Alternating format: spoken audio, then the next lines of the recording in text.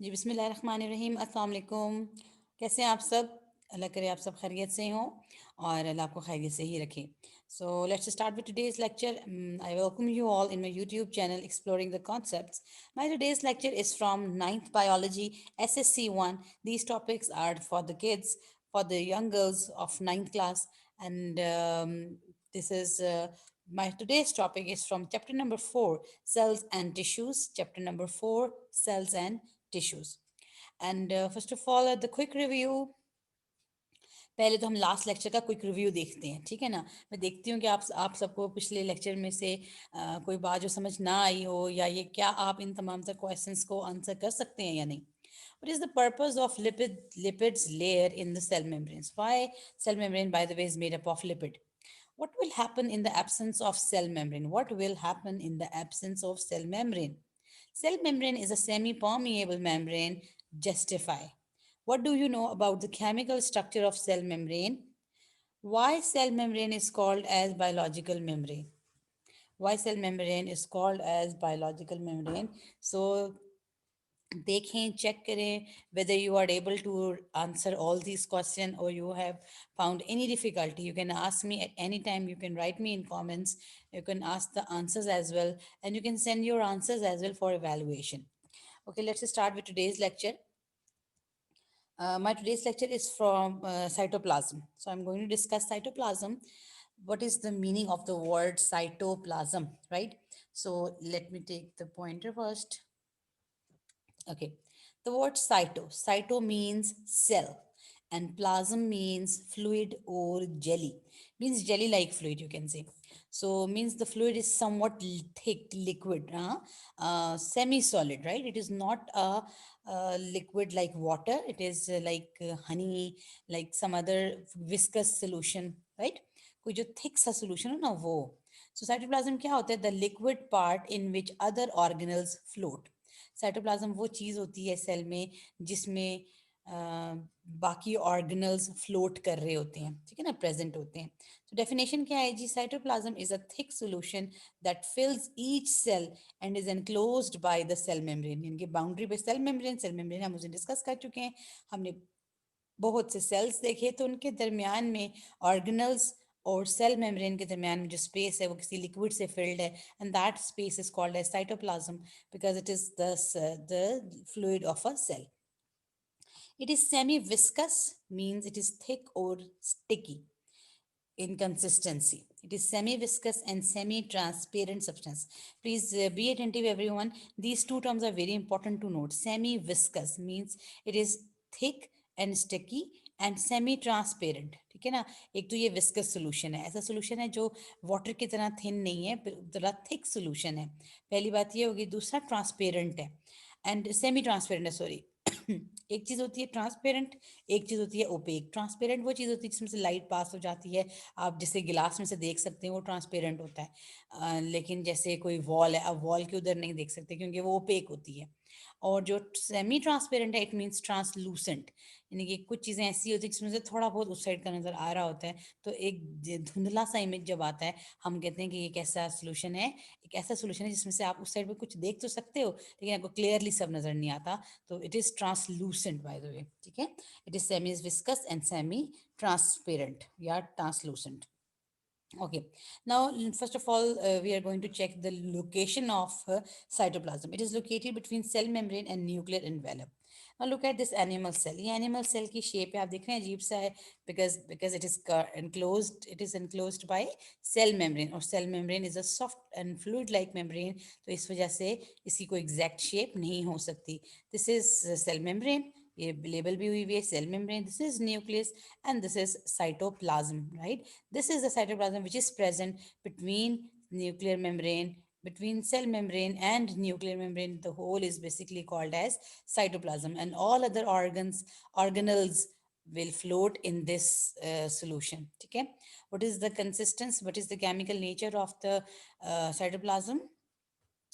It is semi viscous and semi transparent, okay, and it is present between cell membrane and nuclear membrane. ठीक हो गया ना, ये एक liquid है. Okay, इसके बाद फिर आ गया cytoplasm. Cytoplasm between nucleus and cell membrane, ये भी समझ में आ गया हमें। ये देखिए प्लेट में एक जेली पड़ी हुई है, organelle suspended in a gel like goo. तो वो ऑर्गेनल सस्पेंडेड हैं एक जेल लाइक स्ट्रक्चर में, तभी तो वो ऑर्गेनल्स देखो ना आप यहीं पे ही पड़े हुए, हिल जुल नहीं कर रहे, बहुत ज़्यादा हिल नहीं सकते क्योंकि वो जेली लाइक होता है कुछ ना कुछ। सो ऑर्गेनल स्मॉल स्ट्रक्चर, अब ऑर्गेनल्स क्या होते हैं, वो स्मॉल स्ट्रक्चर्स हैं with specific function.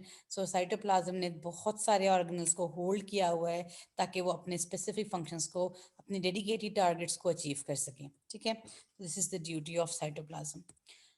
Chemical composition of cytoplasm, mean इसमें प्रेजेंट क्या क्या चीज़ें, it contains water, organic molecules. Now what are organic molecules? Organic molecules, all those molecules though that have carbons and hydrogens in them, like proteins, carbohydrates, lipids, nucleic acids. So all these four types of molecules are by the way called as organic molecules. So cytoplasm contains water and organic molecules, but along with the organic molecules it also have some inorganic salts which are completely or partially dissolved, जो कि या तो पानी में dissolve हुए हुए हैं cytoplasm के, या फिर कुछ पार्ट उनका डिजोल्व हो गया है और कुछ पार्ट उनका डिजोल्व नहीं हुआ, तो वो इनऑर्गेनिक सॉल्ट्स हैं जिसको हम आयंस भी कह सकते हैं। So this is the chemical composition of cytoplasm. तो जब आपने भी लिखनी है ना केमिकल कॉम्पोजिशन, तो आपने भी कोशिश करनी कि आप पैराग्राफिंग ना करो, आप इसको ब्रेक कर लो इनटू डिफरेंट लाइंस, हर लाइन में एक एक पॉइंट लिखो, यूँ देखते ही पता चल जाएगा कि आपको मालूम है what is the chemical composition of cytoplasm, you know the topic, right. So just to focus on the trick how to attempt, याद तो सबको होता है, पर देखना होता है कि किसने किस तरह अटेम्प्ट किया हुआ है, तो सेंसिबिलिटी से अपने दिमागों को खोल के इसको अटेम्प्ट करें। अच्छा, now then is the function. Provide space for functioning of organelles. Obviously, like for example, ये एक organelle है, ये एक organelle है, ये mitochondria for example, ये nucleus है, इसने बहुत सारे काम करने हैं, तो ये यहीं खड़ा है, specific चीज़ें कर रहा है, तो इसने क्या किया हुआ है, इसने different organelles को hold किया हुआ है, and it is at the site of various biochemical reaction। और यहाँ बहुत सारे important biochemical reactions होते हैं, इसमें राइबोसोम्स होते हैं, ये जो नज़र आ रहे हैं आपको इसके ऊपर डॉट्स डॉट्स, ये राइबोसोम्स हैं, और इनका काम है प्रोटीन्स बनाना, और ये साइटोप्लाज्म में ही बन रही हैं, तो एक बहुत इंपॉर्टेंट केमिकल रिएक्शन है ये, प्रोटीन सिंथेसिस सेल्स के लिए या हमारे लिए बहुत ज़्यादा इंपॉर्टेंट है। फिर इसके बाद है ग्लाइकोलिसिस। ग्लाइकोलिसिस तो प्रोटीन सिंथेसिस से भी ज़्यादा इंपॉर्टेंट है, क्योंकि हमें कॉन्स्टेंटली एनर्जी की सप्लाई मिलती रहेगी तो हम जिंदा रहेंगे। So this is glycolysis. Glycolysis means break down of glucose, और ये कहाँ होती है, ये भी साइटोप्लाज्म में होती है, a very specific reaction which is going on within the cytoplasm and it is called glycolysis, break down of glucose. So that was the function of cytoplasm. This was all about cytoplasm. जितना भी आपकी syllabus की demand है ये इतना आपके लिए enough है, आप इसको ध्यान से सुने, और कोई क्वेश्चन हो तो आप मुझसे जब चाहें कर सकते हैं। ओके, नेक्स्ट टॉपिक मैं स्टार्ट कर रही हूँ, cytoskeleton. Cytoskeleton, now once again first of all the meaning of the term cytoskeleton, इसका मीनिंग क्या है। Cyto means once again cell, and skeleton means a rigid supportive or protective structure or framework of an organism। skeleton का last वाला word आप ले लो, framework, ढांचा, यानी कि एक ऐसी चीज़ जिसकी वजह से उस बॉडी को शेप मिली हुई है, जिसकी वजह से उसके अंदर इंटरनल कोई स्ट्रक्चर प्रेजेंट हो सका है, उसे हम क्या कहते हैं, स्केलेटन कहते हैं।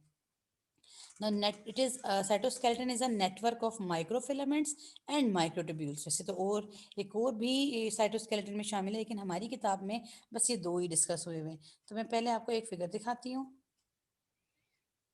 ये वाली यह शायद आपकी बुक की फिगर है।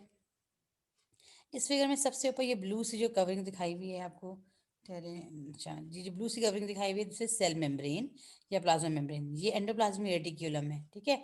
और फिर ये सारा साइटोप्लाज्म है, ये दरमियान वाला, और ये जो ग्रीन सा है दिस इज माइटोकॉन्ड्रिया, देख रहे हो बीच में कैसे इसने होल्ड किया हुआ है। अच्छा फिर, अच्छा अब हमने ये चीज़ देखनी है, ये क्या चीज़ है, ये इसके साथ ये तो राइबोसोम्स अटैच्ड हैं, ये जो बीच में लाइंस लाइंस नज़र आ रही हैं आपको, these lines are called as skeleton of a cell। आप देख रहे हो ना, ये बिल्कुल उसी तरह लगी हुई है जिस तरह इन दोनों मेम्ब्रेन्स के दरमियान में कोई हार्ड चीज़ लगाई हुई है हमने, उसको वहाँ रोकने के लिए। जैसे हम टेंट लगाते हैं तो टेंट में वो लगाते हैं ना, बैम्बूज के थ्रू उसको खड़ा करते हैं। तो यहाँ ये भी जगह जगह इसी तरह स्केलेटन है सेल का, दोनों सेल मेम्ब्रेन्स को आपस में जुड़ जाने से रोकते हैं, कोलैप्स करने, सेल का स्ट्रक्चर कोलैप्स हो जाने से उसे बचाते हैं। कौन? ये माइक्रोफिलामेंट्स हैं, ये येलो वाले जो हैं ये माइक्रोफिलामेंट्स हैं। और ये जो ब्लू सी ट्यूब्स आपको नजर आ रही हैं, these are called as microtubules. These are called as microtubules. अच्छा, एक और फिगर है हमारे पास, उसको भी देखते हैं। इस वाली फिगर की ना लेबलिंग नहीं हुई हुई, इसकी लेबलिंग आप लोगों ने करनी है। अच्छा, अब मैं आपको बताती हूँ कि इसमें हम कैसे लेबलिंग कर सकते हैं। अच्छा, ये चीज़ क्या है? ये वाला जो स्ट्रक्चर है, आप मुझे बताएंगे ये कौन सा स्ट्रक्चर है? ये वाला, ये है, ये ट्यूब लाइक स्ट्रक्चर है। और ये कौन सा स्ट्रक्चर है? ये है माइक्रोट्यूब्यूल। ठीक है, याद रखना ये माइक्रोट्यूब्यूल्स हैं। और जो ये वाला स्ट्रक्चर है, ये फाइबर लाइक स्ट्रक्चर लग रहा है आपको, ये फाइबर लाइक स्ट्रक्चर लग रहा है, ये सारे क्या हैं? ये हैं माइक्रोफिलामेंट्स। ठीक है, तो दो ही हम डिस्कस कर रहे हैं, एक माइक्रोट्यूब्यूल, एक माइक्रोफिलामेंट। तो ये दोनों स्ट्रक्चर हमने देख लिए। तो साइटोस्केलेटन में दो नाम अपने बस याद रखने हैं, एक का नाम माइक्रोट्यूब्यूल है, एक का नाम माइक्रो फिलामेंट्स है। ओके ओके, इसके बाद हमारे पास आ जाता है माइक्रोट्यूब्यूल्स एंड माइक्रोफिलामेंट के बारे में पढ़ते हैं, ये क्या चीज़ें हैं। अच्छा, जो जो आपके पास माइक्रोट्यूब्यूल और माइक्रोफिलामेंट है, माइक्रोट्यूब्यूल्स मतलब माइक्रो हैं तो मतलब छोटी छोटी हैं, माइक्रोस्कोपिक हैं, ट्यूब्यूल्स हैं तो ट्यूब लाइक हैं। जिस तरह पाइप नहीं होता, ये बिल्कुल पाइप की तरह होती हैं। पाइप कैसा होता है? बिल्कुल गोल सा और दरमियान में स्पेस, हॉलो होता है from within. So composition of microtubule is made up of tubulin protein. Composition of microtubule में क्या है? These are made up of tubulin proteins. So first of all, you should know what is the composition of microtubules. They are made up of a tubulin protein. Secondly, what are its functions? Used by cells to hold their shape. मतलब ये वहाँ क्यों जगह जगह बीच में खड़े हुए हैं? ताकि सेल की शेप को मेंटेन कर सकें, होल्ड करके रख सकें तमाम तरह ऑर्गेनल्स को उनकी जगह पे। जब उसके ऑर्गेनल्स अपनी अपनी जगह पे रहेंगे, ये साइटोप्लाज्म को असिस्ट कर रहे हैं। साइटोस्केलेटन है ना, सेल का स्ट्रक्चर, सेल का ढांचा है ना, ये वो मेंटेन कर रहे हैं। तो वो सेल को, साइटोप्लाज्म को हेल्प करते हैं। अब ये कैसे हैं? देखो, ये इसका इसका एक फ्रंट वाला रिंग निकाल कर उन्होंने आपको दिखा दिया है कि ये दरमियान में से हॉलो होती है, यानी कि दरमियान में इसमें स्पेस होती है, पाइप की तरह होती है। या यहाँ देखो, यूं लंबा सा रॉड की तरह की चीज़ है। ओके, इसके बाद है हमारे पास माइक्रोफिलामेंट। माइक्रोफिलामेंट की कॉम्पोजिशन, ये माइक्रोट्यूब्यूल से पतली होती हैं, देखा ये फिगर में भी देखा आपने। और ये एक्टिन प्रोटीन की बनी हुई हैं। इसका फंक्शन क्या है? Help cell to change their shape. ये वो होल्ड करने में हेल्प कर रहा था, ये सेल की शेप को चेंज करने में हेल्प कर रही हैं। अगर सेल ने थोड़ी बहुत मूवमेंट करनी है तो ये दो प्रोटीन की लंबी लंबी दो लाइन से मिलके बना हुआ होता है, और ये फाइबर की तरह होता है। और ये थिनर है माइक्रोट्यूब्यूल से, और ये एक्टिन प्रोटीन का बना हुआ है। और इसका पॉइंट, और ये इसका बहुत फेवरेट क्वेश्चन आ सकता है, the difference between microtubule and microfilament. तो तीन पॉइंट्स आपके पास आ गए, एक थिनर वाला, एक इसकी कॉम्पोजिशन वाला, एक इसके फंक्शन वाला। So these are the points, और आपने इसको बहुत अच्छी तरह से अलग अलग करके कॉलम्स बना के अटेम्प्ट करना है। Now tell me if you have any question. So जो भी क्वेश्चन हो, please do ask me at any time. You can write me in the comments, you can contact me, and thank you all for the patience listening. So if you found any difficulty, मुझे बहुत खुशी होगी कि अगर मैं आपकी कोई भी क्यूरी का जवाब दे सकूं। थैंक यू सो मच, अपना बहुत सारा ख्याल रखें। अल्लाह हाफिज़।